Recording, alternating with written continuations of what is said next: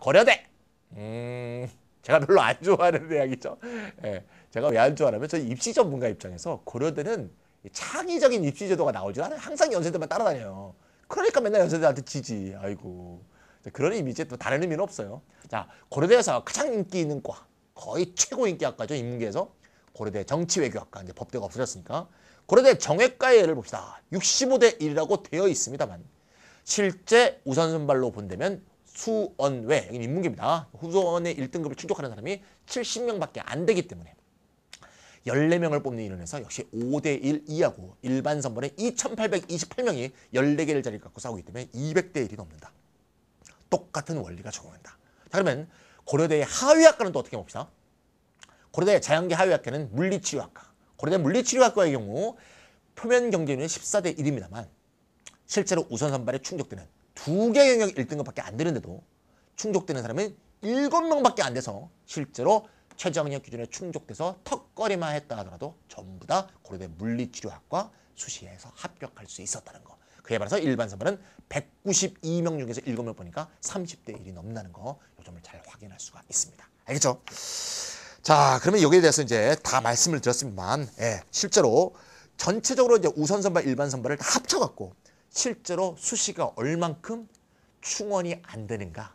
다시 말해서 이렇게 된 상황에서 실제로 얼마나 최저학력 기준에 청적이 안 돼갖고 많이 합격을 못하는가 한번 봅시다.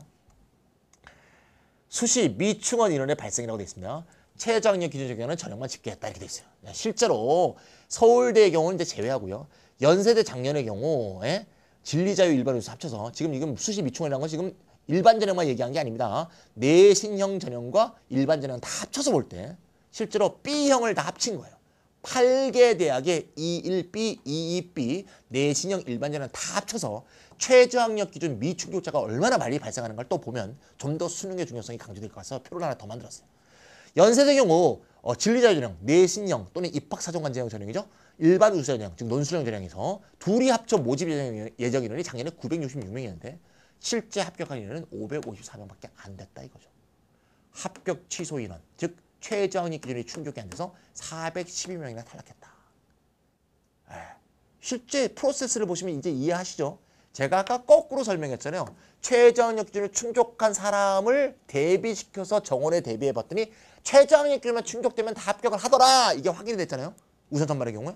근데 실제로 프로세스는 어떻게 진행돼요? 논술을 잘 본 애들을 이렇게 좀 뽑은 다음에 또 즉 조건부 합격자를 이미 파악을 한 다음에 논술형 전형은 나중에 최저학력 충족되는지 나중에 보는 거 아니에요.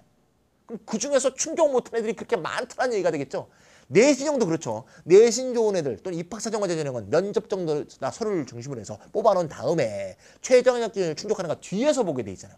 그러니까 처음에 뽑았던 놈들이 나중에 보니까 최저학력 기준도 충족이 안 되는 허당이었다라고 드러나서 합격 취소된 얘기를 하는 거죠.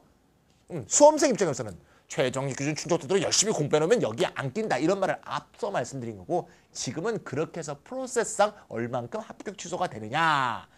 연세대 42.7%, 고려대 29.9%, 서강대 58.2%, 성균관대 45.7%, 42.3%, 중앙대가 좀 낮습니다. 20.9%, 32.7%나 합격 취소가 되더라 이런 말이죠. 여기서 이 합격 취소는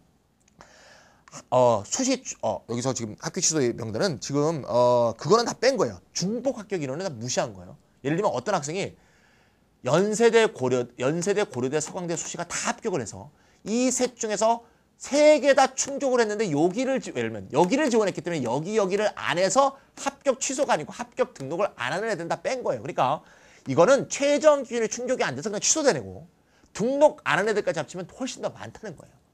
그러니까 실제로 우리가 수능이 얼마나 중요한가 알 수 있고 올해부터는 또 우리가 주목할 것은 그래서 이렇게 수시가 너무나 합격자가 발생을 적게 하니까 올해부터 대학교육협의회에서 수시 추가 합격을 늘리라. 수시 추가 합격을 대학 자율로 마음대로 할 수 있다 이렇게 해놨어요. 따라서 이건 뭘 말해주냐. 처음에 프로세스당 논술형 일반전형을 봅시다. 논술을 조금 못 썼어. 그래갖고 처음에 조건부 합격에 끼질 못해서 최저학력 기준 산정의 그 대상에도 끼지 못했다 하더라도 이렇게 많이 합격 취소가 되니까 정원에서 반이 비어버리죠. 그럼 나머지 반을 빈 것을 좀 논술을 못 썼다 하더라도 수능 최저학력이 충족되는 사람은 또 한 번 추린다는 얘기죠. 따라서 처음에 조건부법 합격이 안 됐다 하더라도 추가 합격으로 더 추릴 수도 있기 때문에 수시에 기본적으로 추가 합격 제도가 더 늘어났다는 것은 결국 논술보다도 수능이 더 중요해졌다. 이걸 좀 더 강조하는 것이라고 볼 수 있어요. 머릿속에 팍팍 들어오죠. 잘 기억하시면 되겠고 지금 이 얘기를 한번 정리해 보도록 합시다. 네, 정리하는 표를 만들었습니다. 첫 번째, 수시 논술 중심 전형은 우선 선발 기준에 들면 정시보다 쉽게 대학할 수 있고 왜 턱걸이 할 수 있으니까 일반 선발 기준에 드는 것은 합격할 가능성이 매우 미약하니까 신경도 쓰지 마라.